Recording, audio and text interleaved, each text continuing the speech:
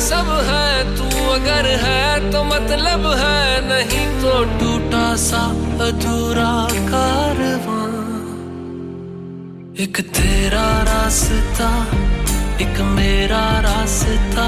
Hello जी, क्या हाल है, कैसे हैं आप सब। उम्मीद करती हूँ खैरियत से होंगे। ये बात है जी थर्सडे की।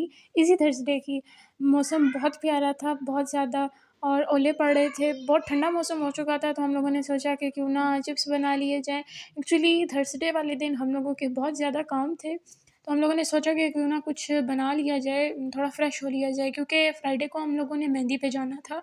और हम लोगों ने सोचा कि छोटी-मोटी जितनी भी तैयारियाँ उन सबको ख़त्म कर लिया जाए। मौसम बहुत ज़्यादा ख़राब हो चुका था, और हम लोगों ने सोचा कि कपड़े वग़ैरह भी इस्त्री कर लें और सारे काम ख़त्म कर लें, ताकि कल हमें कोई इश्यू ना हो।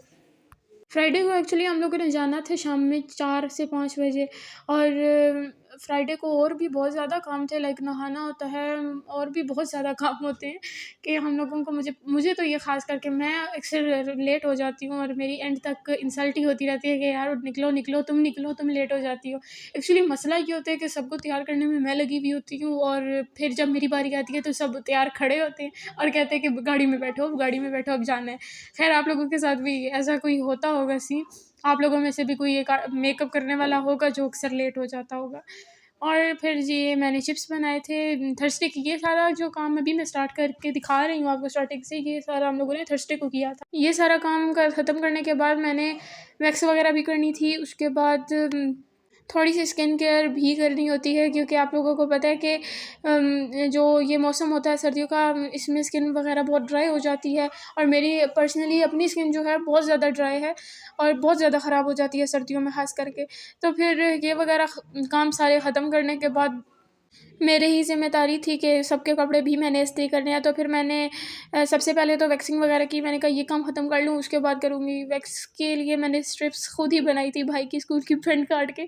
तो उसके बाद मेरी अम्मा बैठी हुई थी पास, मैंने उनको कहा कि आप मेरे बाजुओं की, हाथों की सारी वैक्स कर दें। वो जी ऐसे लग रहा था कि कोई पर्सनली दुश्मनी निकालने पे आ गई है। इतनी दर्द हुई, मैंने इतनी चीखें मारी। हर जब स्ट्रिप निकलती थी तो एक पर्सनली मेरी जो अंदर से चीख निकलती थी वो मैंने रिकॉर्डिंग नहीं की। एक्चुअली रिकॉर्ड तो मैंने की हुई है, लेकिन वो मैंने व्लॉग में डालूँगी ज़रूरी नहीं समझी, क्योंकि आप लोगों ने हँसना ही था मेरे पे। खैर, ये भी एक अलग ही शुगल होता है। उसके बाद जी कपड़े इस्त्री करना, ये भी मेरा ही काम होता है। सारे घर के सारे फंक्शंस के कपड़े मैंने इस्त्री करने होते हैं। खैर, ये फ्राइडे का अब स्टार्ट हो जाता है यहाँ से, कि फ्राइडे को सबसे पहले उठते सार मैंने ग्लासी स्किन के लिए अपने फेस में मलाई अप्लाई की थी, और साथ नेल पॉलिश वगैरह लगाई, मेहंदी वगैरह अप्लाई की। सब कुछ ख़त्म करने के बाद आहिस्ता आहिस्ता मेहंदी के लिए तैयारी करना स्टार्ट कर दी। हम लोग तैयार वगैरह हुए, और मैक्सिमम 5 बजे हम लोग निकल गए थे। रास्ता भी बहुत ज़्यादा ख़राब था, अबाउट हमें 2 घंटे तो लग गए थे वहाँ पे पहुँचते, और रास्ता इतना ख़राब था कि हमारे जो इंजर पिंजर थे ना, वो हिल चुके थे। और फिर ये जी हम पहुँच गए हैं मेहंदी वाले घर।